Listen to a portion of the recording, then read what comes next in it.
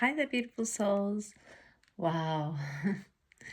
It's been really like so much going on the ethereal plane, especially with the sun recently. And so I thought, well, it was actually not me, but it was actually the beautiful dragonflies and the dragon beings who prompted me to make this video.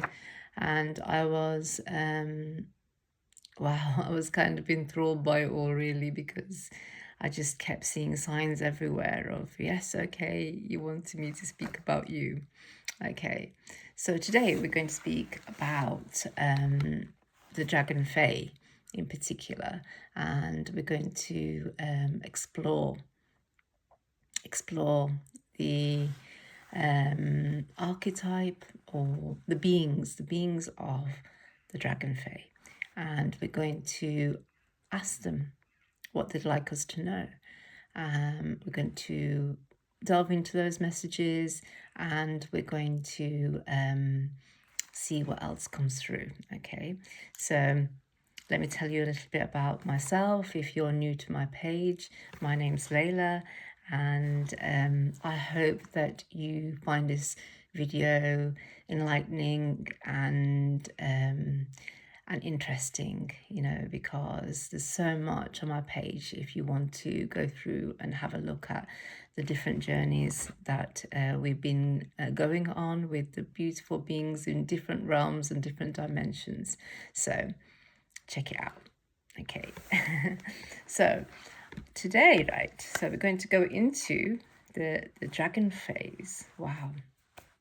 Now, let me explain a little bit about the Fae beings, because the Fae beings are linked to the Devic realms, and they are connected to the galactic stars as well. So they have a connection with many of the stars, as well as being in the Devic realms, because the Devic realms kind of changed as our density became harder for them to be able to access Mother Earth here. And so there are places on our beautiful Mother Gaia where portals are, and those who are connected, and usually it's those that are linked in some way. So whether it's through, you kind of know who you are when you're a child, you see Fae beings everywhere, and you still remember that, or you have a real connection, really drawn to the Fae beings. And when you delve deeper into that, you will find, when you go deep within and you find your own Akashic records, and you'll be able to access them, if you go deep within yourself, you will be able to find that somewhere in your lineage you are connected to the elementals and the Fae beings. And so for me, that was the case. And they told me this a while back, where because I've been working with them and communing with them for a very long time. And so so they kind of share different aspects of wisdom, and so they wanted me to share the wisdom of the Dragon Fae this time. So Fae beings are vast in terms of their different types, I guess is what you want to call them. So the fairy beings that most people associate with Fae is the fairy beings. Okay, the fairy beings are sort of in the ancestral lineage of the butterfly beings. That's what they said to me today, actually. I didn't really contemplate on it before, but now it makes sense, because the butterflies. Okay, so the butterfly beings kind of represent the fairy beings that you see with the wings and the tiny little beings. Okay, so they are the fairy beings, but there are also like dryads, and there's also like the elven, and then there's the gnomes and the pixies, and so there's all these different types of Fae beings. And then the Dragon Fae beings are linked to the dragon lineage as well, and they are linked to the dragonfly. So the sort of modern ancestor that you can see in them in terms of our physical world right now is the dragonfly. Okay, so they are the dragon fae beings, and a lot of them are from like a mixture of the fairy beings and the dragon fae beings, but they have a little bit more of they have different kind of ways of the wisdom and the different frequencies that come through. So you will find a lot of so the nymphs, the water beings, in fresh water, and I mean dragonflies can also be around seawater as well. So and they're very connected to the mer beings as well. So there's a very kind of close connection to all the fae beings between themselves as well. So because you get the fae beings that look very human as well, but they have abilities, and they so there's like a cross connection between us all, really, and that goes into different lineages, which we're not going to explore today, but maybe one day we can look at that if that's what they want me to do. Okay, so the reason why the Dragon Fae came through this time is because of, they were telling me, okay, so firstly, they were talking to me about the transition. So they very much represent transition, just like the butterflies do as well, about transition, death and rebirth. Okay, so they're talking about transitions. And so as we're moving from and mutating in terms of our evolution, and we're becoming more and more of these cosmic humans and connecting ourselves with our ancestral lineage in terms of our galactic heritage and our ancestral beings in all different planes. Okay, and as we're evolving and becoming more crystalline in our nature, and so we are stepping into a different kind of being, and so that's what they're saying. They're saying that you're going through a transition phase, and they would like to really support that. And so they're reaching out really, and they're saying that they would love to help you with this transition phase of this evolution.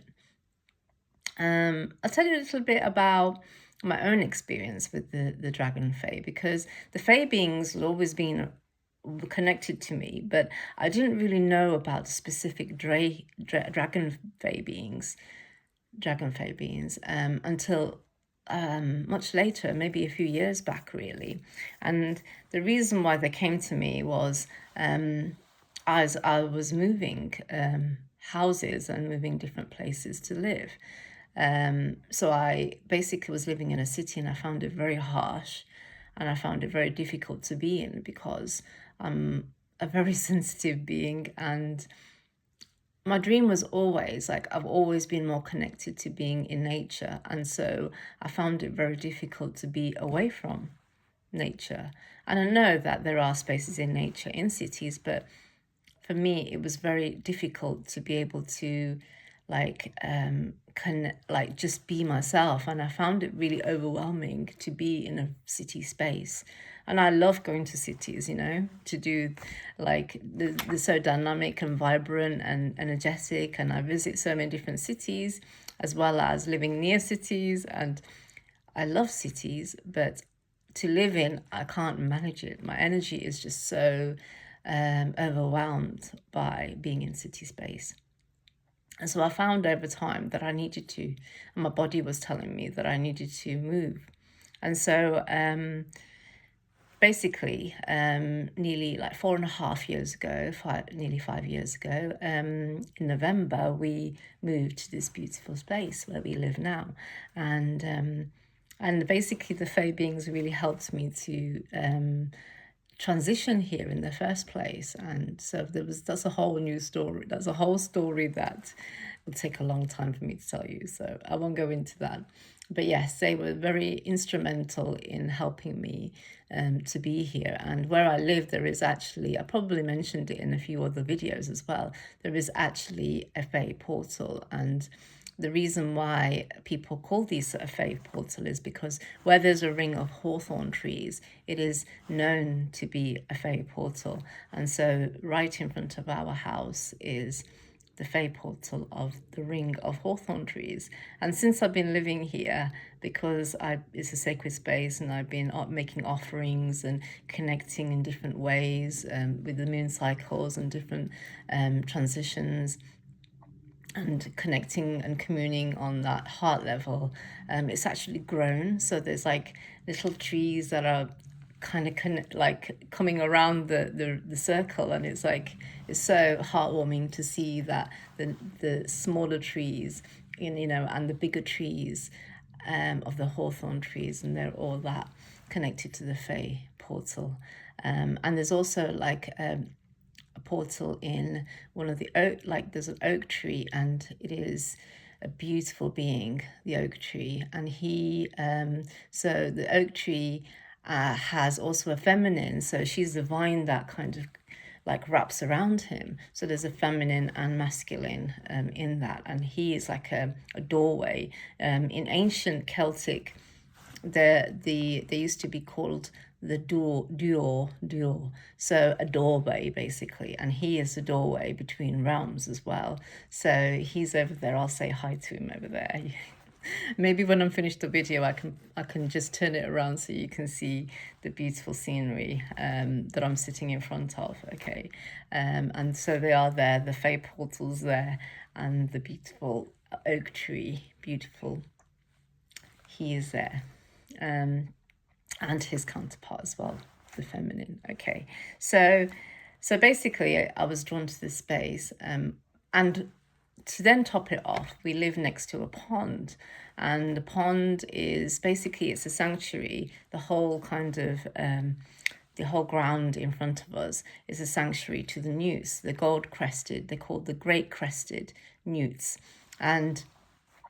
And they're like little dragon beings, and I'd never come across these before, but they're endangered. And so when the houses were being built over here, they had to basically move. They had to wait for like 7 years, they said. 7 years they had to wait for the great crested newts to basically move across. So and then they had to also dedicate spaces on the estate where we live to the newts, and we actually live in a newt sanctuary. Okay, so that was very significant of the dragon beings being there. And then next to our house is the pond, and the pond is home to so many beautiful beings that are obviously for the newts, but we get a lot of dragonflies and damselflies.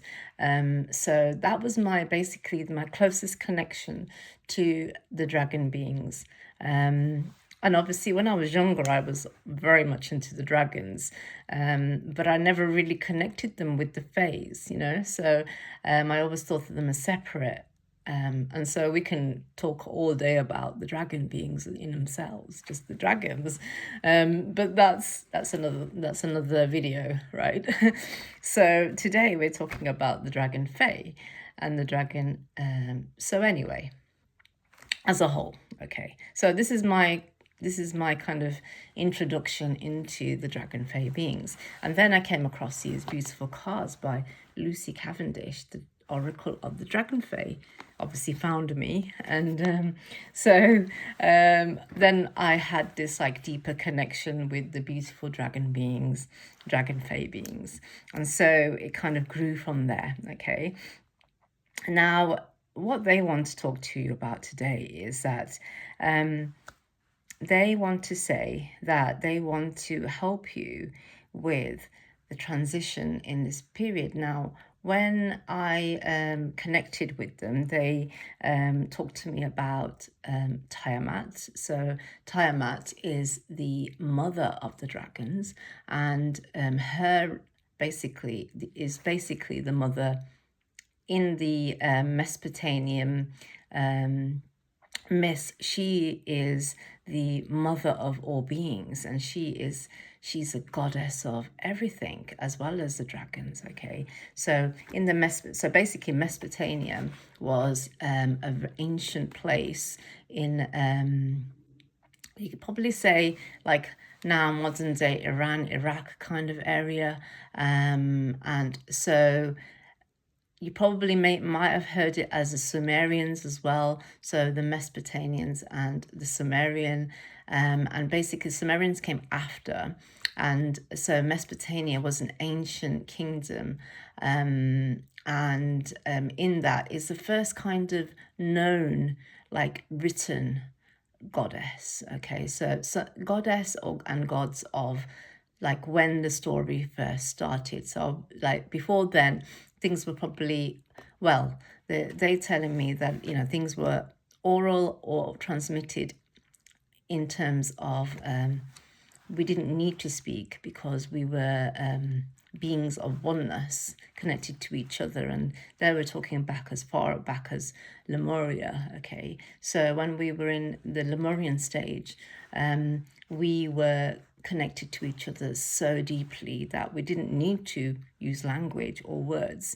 We used to be telepathic at that point. So there was no need for us to write things down because things were just kind of connected on an energetic and frequency level, which is what we're coming back to in lots of ways as well.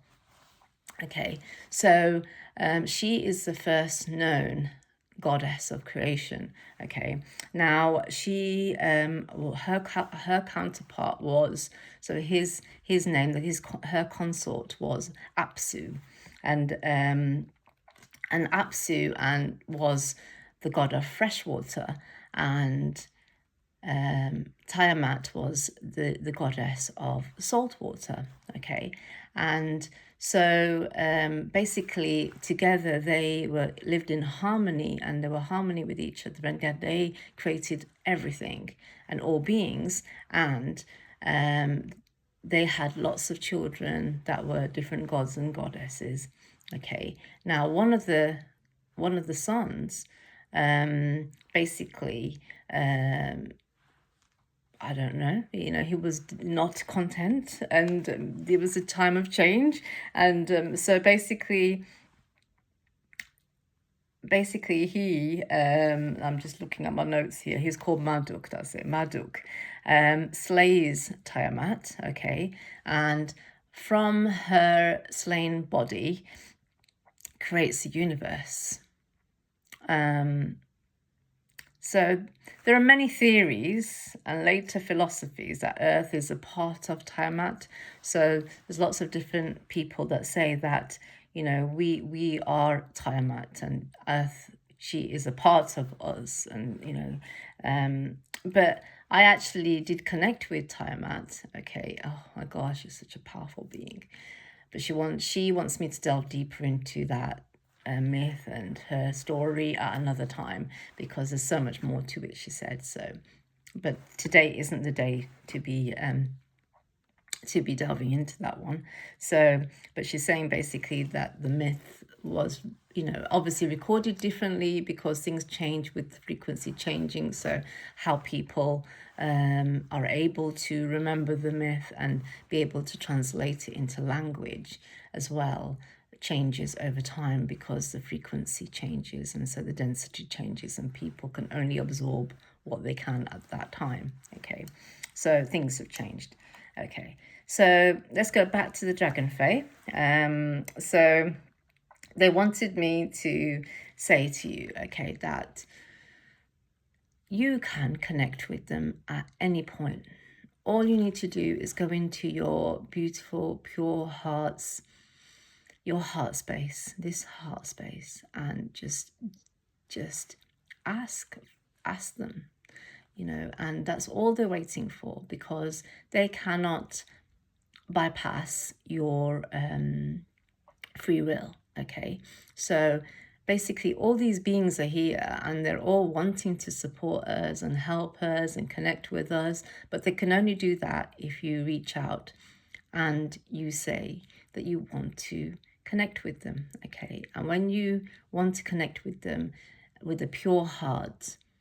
And it can only happen with a pure heart. Okay, that's why when we're children, we can see things that we then lose as we get older, because when we're children, we have that openness, that seeing from the heart space, and we don't label anything or think anything's not right or not or wrong, or we just observe. Even a tree isn't really a tree because it's not named as a tree at that point, and so when we don't have these labels as much, we experience the energy of these beings. Okay, when we see them as a tree or a flower or a dragonfly, okay, then we kind of lose the energetic frequency of them, that access to that oneness, that we are actually we are all of creation, and creation is all of us. So these dragon beings are a part of us, and what they're saying is they can only connect with you if you can just show that, that willing, that wanting to do that. And that's all it takes. That's all it takes, okay? And they say that they want us to experience the innocence and the purity of a child, to see the world, to dance, to sing, to lay in the grass, to smell the flowers, enjoy the night sky, the simple, beautiful pleasures of being. And many of us kind of, with our everyday life, kind of forget to do those small things, those little things. And if we can do that every day in some way, we can connect back to that little part of us, that part of us that is longing for that, really, longing for that.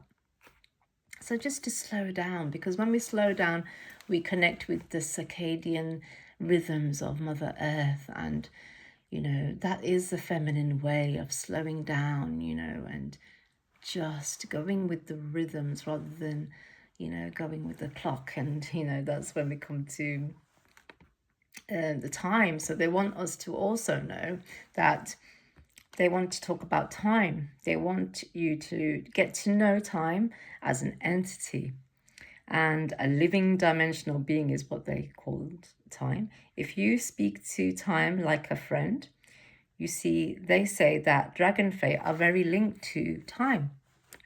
They have a very unique relationship with time.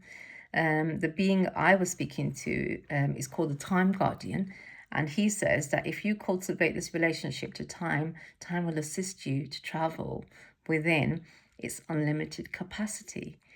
This means letting go of controlling or compartmentalizing time, or trying to define it. Being in the present moment is the only way of being able to work with time.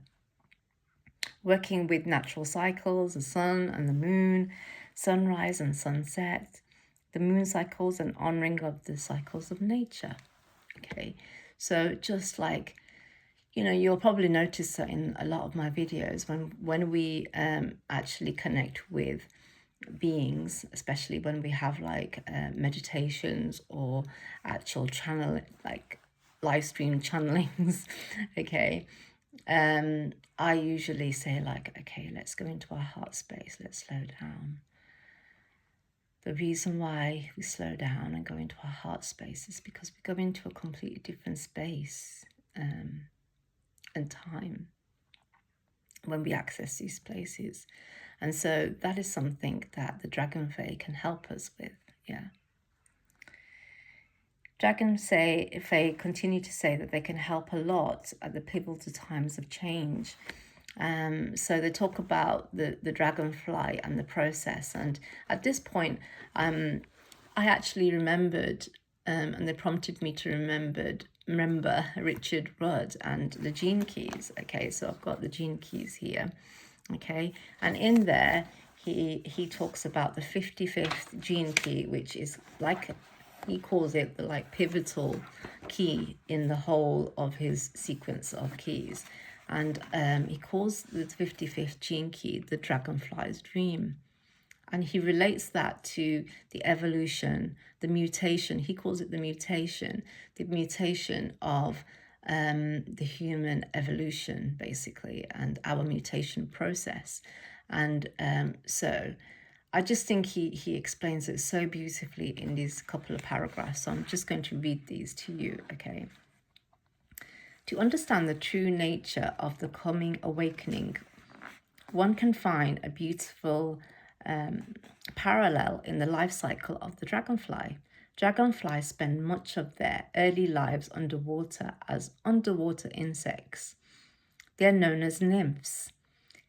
And unlike most good pond insects, they do not have to come to the surface to feed or for air even. For most of their lives, nymphs live basically underwater, where there is highly successful predators feeding on anything from leaf to small fish. During this stage in its life, the nymph goes through a series of basically molts, stages of maturity in which it sheds its skin, but will remain as a nymph. These stages of the insect life can last several years, and during this time, it has no idea whatsoever what kind of future lies ahead. It is undergoing a series of hidden initiations. Then one day, all of a sudden, some sleeping gene within it is triggered, and a nymph does something totally out of character. It finds the stalk of a nearby plant and climbs out of the water for the first time in its life.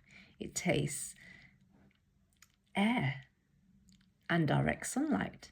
Once the nymph has left the safety of its underwater environment, the sunlight begins to work on it, catalyzing what will be its final molt. It is this stage that the true magic occurs, as the advanced creature hidden within the nymphs cracks the outer larval skin over a period of several hours.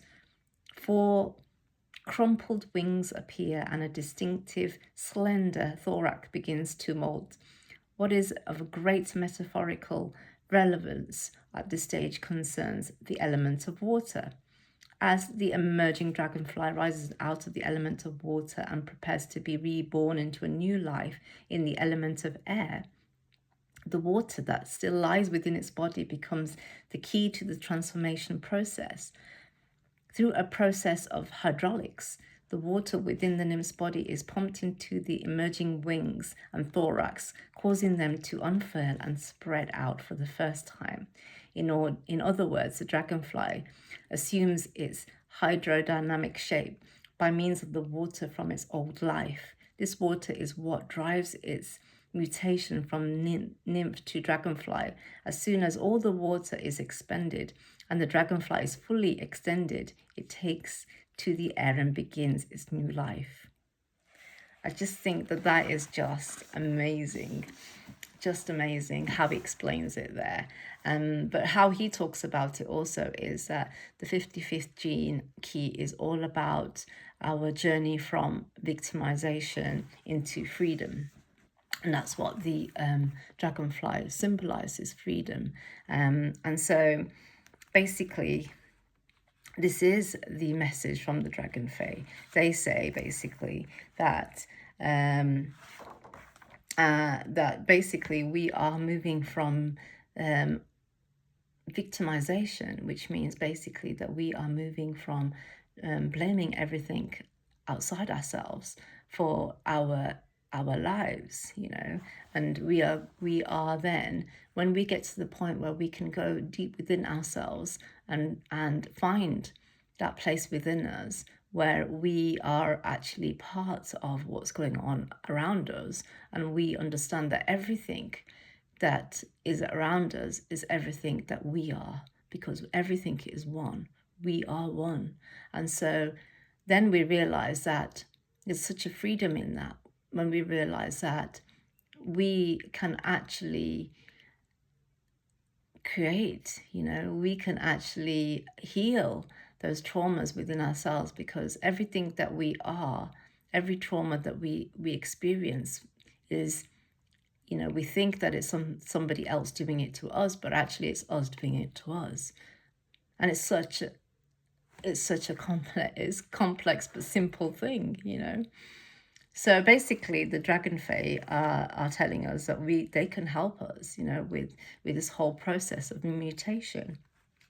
And Nimue, Lady of the Lake, she is one of the Dragon Fae as well, and she wants to share that there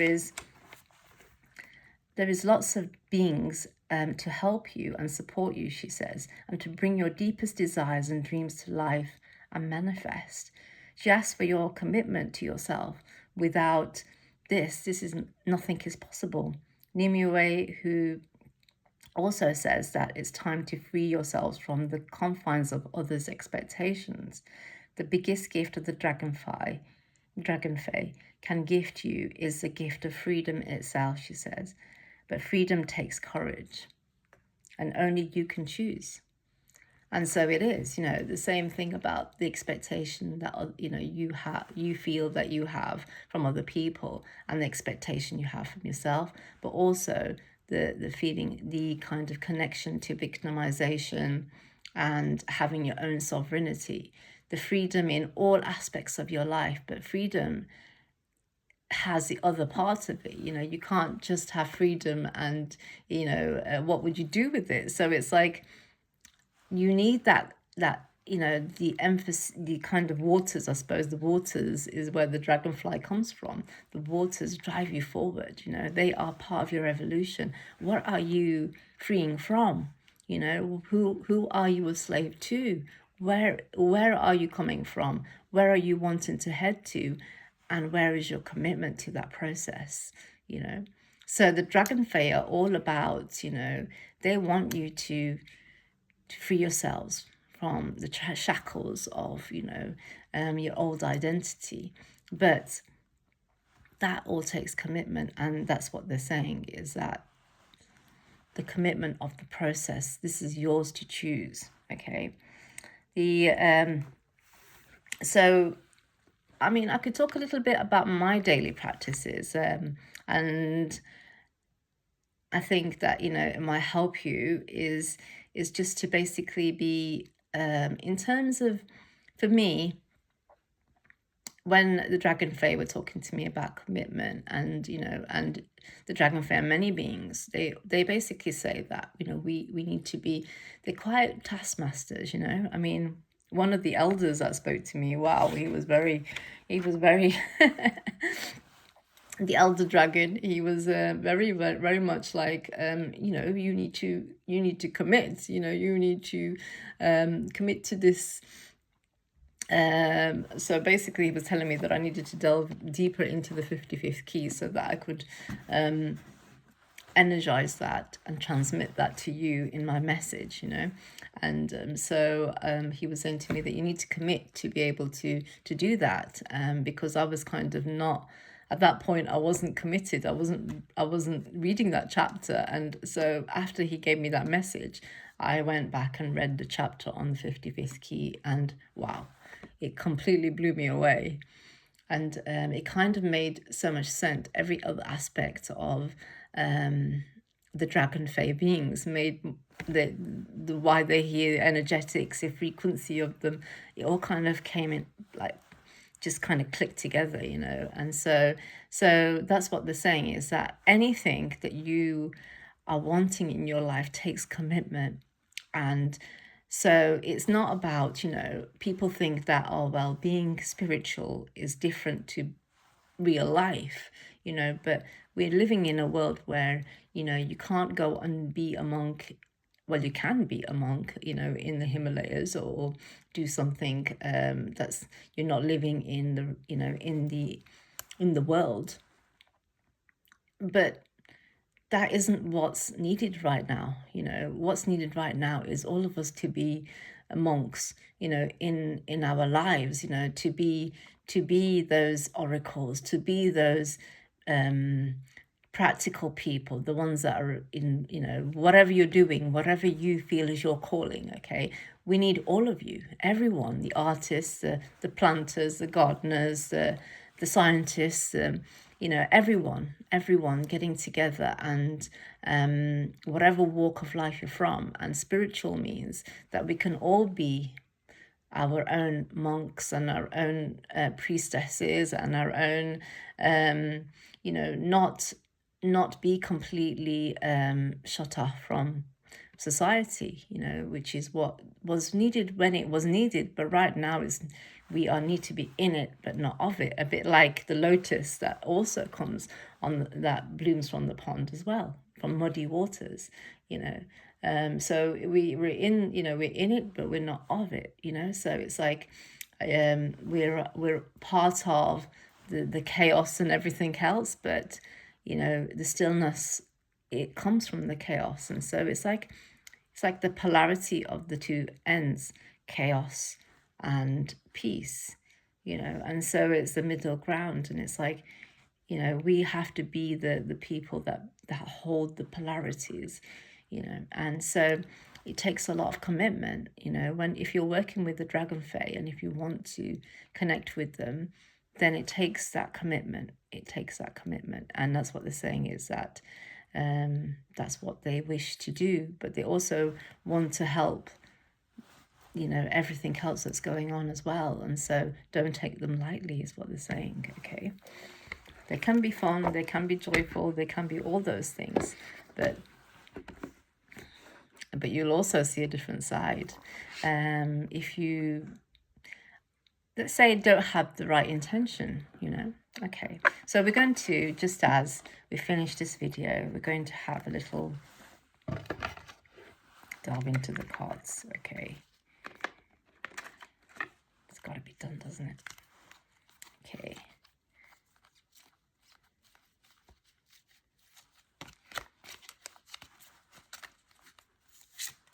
let's go. What do they want us to know? Or who wants to come out?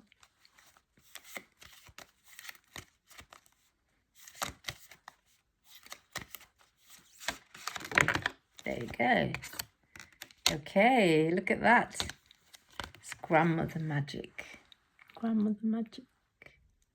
Okay, can you see that? So she is, I comfort you. How beautiful. Okay, grandmother magic. Let me read that one out for you. And she is number 6. Number 6. At this time of life change, you are drawing to you other beings and people, including divinities who bring you a solace, comfort, and their unconditional love. You are surrounded by this comfort, even in the beings on earth, known as pets, but who are truly your guardians and beloved companions. These pets are those who comfort you with their love and warmth and their desire for your well-being, your company, and your happiness. Comes what may, you may draw to new friends at this time, or just be gifted with the kindness of strangers. There are many wonderful beings in this world, some of whom are being sent directly to you to bring you comfort, to hold you, and to rock you safely to sleep each night. You are a being who is valuable and who is loved beyond measure. Allow us to be close to you and let us in. Be prepared for kindness, small gifts, and valuable windfalls when I make an appearance. Wow. Also know that the old ways of being pushed for time. Hang on, I think I might have skipped one then. There you go, sorry. Viewing this stage of life has fallen away. There is no need to take the up... I'm sorry, got a little frog in my throat then. There is no need to take the lie up again. Let it be and come forth at this new stage as beautiful as we know you are. I also wish you to know that time for change is coming, that you're passing from childhood of a kind to a deep maturity. This is a fine thing, and we will celebrate this together. You and I, together with the friends who want to be very much to meet you. So this message means there are many untruths about growing older. Growing older does not mean forsaking your beauty, your vitality, your sexuality, your energy.